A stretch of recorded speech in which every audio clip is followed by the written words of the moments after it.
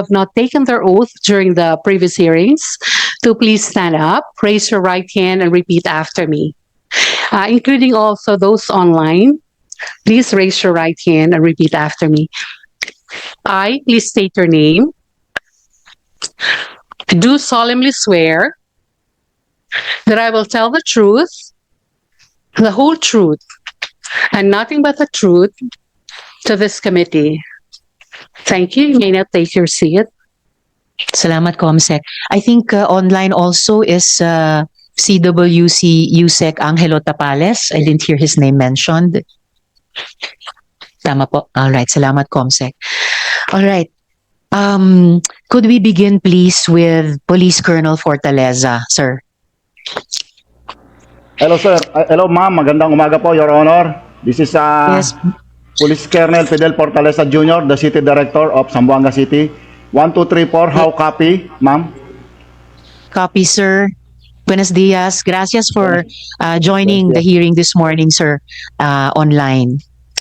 So, sir, bate po sa inyong ongoing investigation, pwede niyo po bang sabihin sa komite, kahit in broad strokes lamang, kung ano na po yung bunga ng inyong investigasyon at pakibigyan po kami ng timeline nitong terribleng nangyari just a couple of days ago.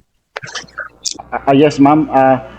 If I were able to share screen para mas makapagbigay po kami ng liwanag po sa ating insidente.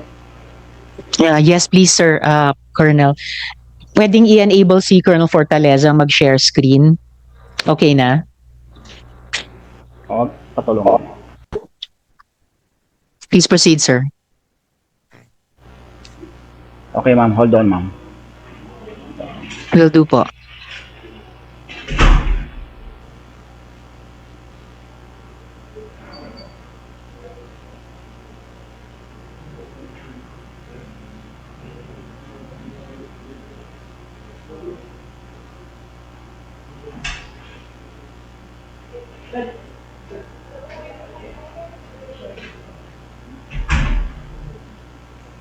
Share screen, do. Ito ba yan? Yan, sir. Tapos ito, sir. Entire screen. Ito lang. Yan na, sir. Sharing na siya. Yes, sir. Valid, sir. Ano ba?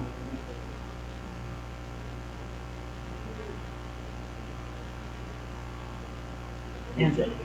Sana ba? Ito yung i-share ko. Bale, i-open muna natin yan, sir.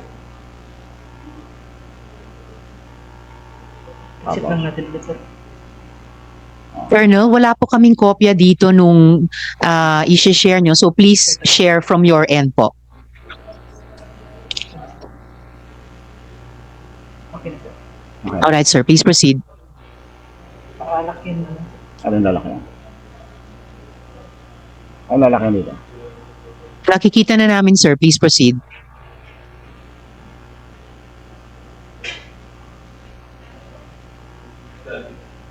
Colonel, naririnig niyo po kami?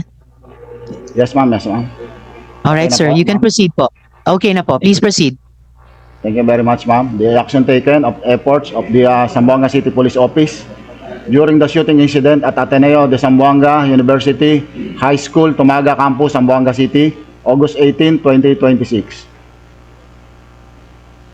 So before po ng insidente, we have police personnel conducting police visibility and giving assistance to the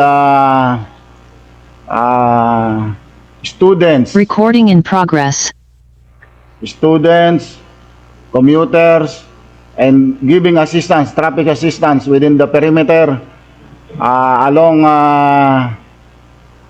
Tumaga Lunsuran Road, Zamboanga City, in front of the Ateneo de Zamboanga University High School Campus or ADSU.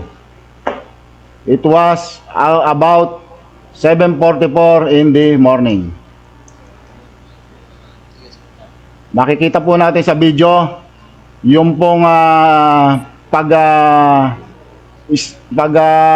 response ng ating mga police personnel sa Zamboanga City.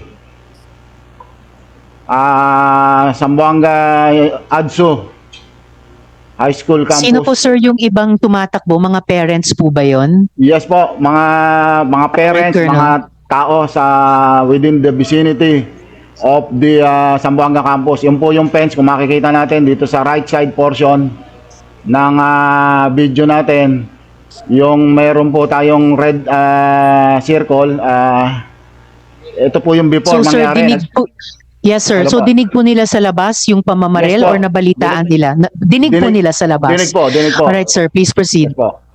Dinig po at nakapag-responde kaagad ang mga polis natin. Ito po yung nakatayo prior po sa insidente yan. At dito po sa leftmost of the video, yung may encircle, nag-a-assist po yung isang polis natin sa traffic ng mga sasakyan po. At ito naman po, yung kinlik ko kanina na video, ito po, yung gumagalaw. Makikita natin dito sa rectangle red circle na yung mga pulis natin ay nagresponde na po together with the security upon hearing the gunshots inside the building, perimeter building of the Colonel. ADSU. Opo. Opo, yung bilog po sa kaliwa ay ang ina-assisting pong traffic ay traffic ng mga hinahatid din ng mga estudyante sa school? Yes po, Your Honor. Yung mga, Alright, sir. yung Please mga proceed. commuter po, kasi kalsada po yan, ma'am eh. Hindi po pa, sa labas po yan ng campus. Yung mga polis natin ay nag-a-assist po sa mga mamamayan na Zamboanga, ng mga traffic, tsaka sa mga estudyante din po. So, yan po. Alright, Sa right sir. side Please naman proceed. po, yung mga may tumatakbo na mga tao. Yan, nakikita natin, may naka-informing estudyante, mga magulang, mga taong dumadaan sa kalsada. So may Dyan mga sa kabila. estudyante po na lumabas sa school or ito po yung papasok pa lang hindi na pumasok? Ayan po yung mga nasa labas pa lang po. Kung sa makikita na Okay, sa video. Colonel, please proceed. Video po ng kalsada yan. Opo. Salamat po. Ito naman po, nung about few minutes, nakapag-respond din na yung police natin. Yung shooter, CICL, victim natin, ay neutralize na rin po. Nag-announce po ako po yung nasa video, nag-announce po ako na wag pong magpanik yung mga parents na at may mga kamag-anak po sa loob ng ADSU campus, Tumaga, sapagkat na-clear na po yung threat upon responding of our police personnel at yung kanina po 7:44 po yon yung nadinig yung shooting. Yung SWAT team natin ay na-deployed na po ng 7:50 around 7:50, 7:55 in the morning. Yung pong ating So sir, special bago weapons and po tactics yung po. Colonel, so bago po yung na-clear na yung threat, after 7:44, 7:50 onwards, as far as you can tell us po, kahit in broad strokes lang po, ano po yung mga nangyari dito sa insidenteng ito? Opo ma'am, magbigay lang po kami ng brief details. 7:44 po, dumating po yung shooter victim natin na estudyante. And in few seconds, in few minutes, nag-start na po yung shooting. Nagpaputok na po siya. Sa una po, sa 4th floor, room 405. And then lumipat po siya sa room 404, wherein yung isang biktima po ay tinamaan ng bala. At after a few minutes po, umakyat siya sa 5th floor. At doon po siya sarili ng baril po. Sarili niya. And yan po ay na-witnessan ng ating mga responding police at nagbigay po ng warning. Ang police natin, they are shouting to drop the gun. Pero yung CICL, victim shooter natin, ay umakyat po ng 5th floor at doon po niya binaril yung sarili niya. So na-witnessan po So, ng sir, mga police responder natin yan. Opo, na-witness po nila dahil naabutan po pa nila yung shooter Yes ma'am, yes ma'am. na buhay pa. Opo. Opo. So dahil po, ito na po ba yung presentation nyo, Colonel, or meron pa po ba? Ito lang po, ma'am. Salamat, salamat. Ano po, kasi nandito po tayo ngayon, still ongoing po yung investigation natin, gathering information sa mga Opo. parents and other mga mamamayan po natin dito na nag-aalala po sa tungkol po sa Siyempre po. nangyayari. Opo. Maraming salamat, Colonel. So, para din lang klaro sa lahat, dahil iba-iba pong yung mga datos na kumakalat, ilan po ang namatay, ilan po ang kung may nasugatan, at ilan po kung mayroon ang nasa ospital pa sa pagkaalam po ninyo? Dalawa po ang namatay po. Dalawa po ang namatay. At dalawa lang din po na estudyante ang nadala sa ospital. Isa pong nadaplisan ng bala, female po siya, 15 years old. At nasa hospital po siya ngayon at maganda, stable naman po ang kanyang kondisyon. At yung isa po ay nahimatay lang po na bata. Nahimatay po, kaya dinala po sa hospital. So, in total po, dalawang namatay, 2 fatalities in the shooting incident. And yung isa po, na batang babae, 15 years old, ay may daplis po ng bala, pero wala po siyang gunshot hole wounds po na butas. At yung isa naman po hinimatay po, na himatay. Yun lang po. Dalawang na-hospitalized po at dalawa pong namatay. Salamat, Colonel. Sana yung batang nadaplisan na at nasa ospital pa ay agad na gumaling. Yung pong nahimatay ay nakauwi na rin po, na-discharge na po sa ospital o nandoon pa rin po? Opo, nabigyan naman po Okay. ng agarang treatment po. Opo. Okay, that's good po, Colonel. Tapos, sir, na-confirm na po sa initial investigation na pagmamay-ari ng tatay ng shooter, yung mga baril na ginamit. Saan po nakalagay yung mga baril na yon at paano po nakuha nung bata yung mga baril? Naka-properly secured ba yung mga baril? Paano niya nakuha? Ayan din po yung isang angle na tinitingnan natin, investigahan po natin. Ang initial investigation po natin, yung mga baril po ay nasa sasakyan po at dinala ng bata. Dinala ng bata sa school. Hindi siya dumaan sa proper checking ng mga security guard at nakaakyat po siya ng 4th floor ng building na hindi nakaiwas po siya sa mga nagche-check po ng security guard ng ADSU. Ano siya nakalusot, Colonel, sa mga security check dun sa school? Yes, To yes think po, may ma'am. dala siyang dalawang ganyang sandata. Paano nangyari po yun? Yes po, ma'am.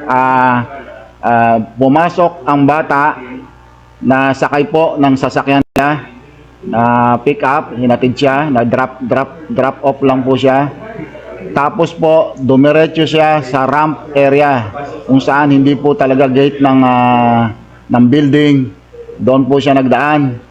At naidala niya yung bag na kung saan nandoon po nakalagay yung mga pistol na ginamit niya sa pagbaril po. Wala po bang security guard ng school na wala bang nag-check dun sa ramp kung saan dumiretso yung shooter? Sa ramp po, ma'am, wala. Pero meron po sa gate, may mga security officers po ang ADSU na nagche-check sa regular na dinadaanan po ng mga bata o ng mga estudyante. So, Colonel, bakit hindi po, sa pagkaalam nyo po, bakit hindi po doon sa gate kung saan may security guard na nagche-check, bakit hindi doon dumaan yung bata? Para sana na-check na may dala pala siyang mga sandata. So, yan po ang isang angle natin na may motive talaga na magdala siya ng armas at magbaril po yung shooter victim natin. Indication po Grabe. yan na, opo. Yes, sir, you were saying indication na Indication po na talagang may motibo siya na dadalhin niya yung baril po. ang sakit po talaga sa ating mga adults, Colonel, di ba, na makarinig na may ganong motibo ang isang bata na maging shooter. So, lumabas na po ba sa inyong investigasyon kung ano kaya yung motibo nung shooter? May teorya na po ba kayo kung bakit? Paano ito humantong sa pagkamatay nitong dalawang bata? Meron na po tayong mga iniimbestigahan po dyan. Una-una po yung ating yung account po ng bata, yung cellphone, pinoforensic na rin po natin. At yung ating Special Investigation Task Group po na pinamumunuan po ng ating Regional Director. Umakyat na po sa regional level po yung pag-iimbestiga po natin para maitap din po yung mga units katulad po ng Crime Laboratory at ng Anti-Cybercrime Group po na para scan or mag-review po ng mga details ng communication po ng bata. Grateful po ako, Colonel, marinig na umakyat na ang investigasyon nito sa regional level para tulad ng sinusubukan namin gawin dito sa Senate Committee na maging proactive moving forward, na kayo rin po dyan sa Region 9, hari nawa ay mas maging higit pang proactive, mapigilan na may pag-uulit pa ng anumang ganitong insidente sa Region 9 at maigi na Crime Lab at saka yung Anti-Cybercrime Group ay hinila nyo na rin po sa investigasyon. Speaking po of the forensics na binanggit nyo, no, dun sa cellphone nung bata, sa account niya, may update na po ba na maaari nyong i-share kung meron na sa ginagawa nyo ang digital forensics dun sa cellphone niya at kung may ibang gadgets pa siya na nakuha nyo? Kung pwede nyong i-share, ano po yung mga nakita nyo sa online history niya? May mga lumabas ba doon na mga warning signs o di kaya red flags? Tama po kayo tungkol po sa ma'am, sa mga coordination na dapat natin gawin, proactive tayo. Pero as of now po, on process pa po yung natin, yung gadget natin. And yung cellphone po kasi ng bata, iPhone 14 po. So medyo mataas yung niya, yung security features niya. And yung ating anti-cybercrime group po, ginagawa po lahat para ma-open po yung account ng bata, yung cellphone po. Okay po, so hopefully tinataas na rin yung capacity ng anti-cybercrime group na makapag forensic investigation kahit po sa mga matataas na klase ng mga cellphone kernel.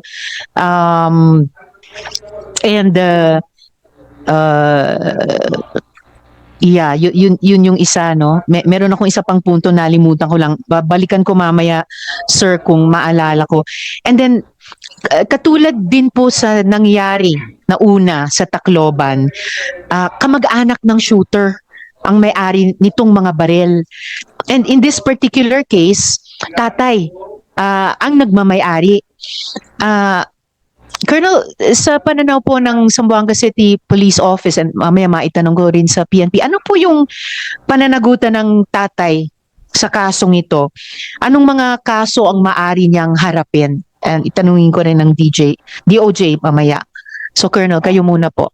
Opo, unang-una po, yung sa liability, katulad po ng sinabi ng SILG natin, may equal liability po yung nagmamayari po, nagpo-possess po ng firearms. At may mga rules and regulations po tayo hinggil po sa firearms law po, no? Yung sa pag-possess and responsibility po ng owner, ng gun owner po dito sa natin, sa bansa po natin. So yung gun owner is responsible po sa safety and sa pag-handle po at pag-secure, pag-safekeeping po ng mga baril po. Yun po, ma'am. So, nag-imbestiga na rin po kami dyan. Together, sinabi ko na po sa inyo, sa regional level na po yung investigation natin at tinututukan po talaga ito ng ating regional director sa pag-iimbestiga po ng ating mga angulo at ang mga preparations natin for legal actions po na para po ma-secure talaga natin yung ating mga eskwelahan po. Maraming salamat para dyan, Colonel. I guess common sense impression at this point ay dahil nakuha ng bata yung mga baril nung ama niya, hindi po properly naka-safekeep, hindi naka-secure yung mga bata. At sa ganyang sitwasyon, tulad sa Tacloban, sa ilalim ng batas ay may responsibility nga yung may-ari kung kanino nakalisensya o naka-issue ang mga barel kapag may ganitong trahedyang nangyari. So, Colonel Fortaleza, muchas gracias so far. Sana po makapag-stay on pa kayo online dito sa ating hearing para sa ano pa mang mga follow-up questions mamaya. Yes po, Your Honor. Count me in po at talagang ginagawa po lahat ng kapulisan po yung magagawa naming efforts para po maging safe and secure po yung ating community. Maraming salamat po, Your Honor. Maraming salamat po sa inyo, Colonel. So, safe and secure yung ating community at sa ganitong sitwasyon, lalo na yung ating mga bata at yung ating mga eskwelahan. Salamat po.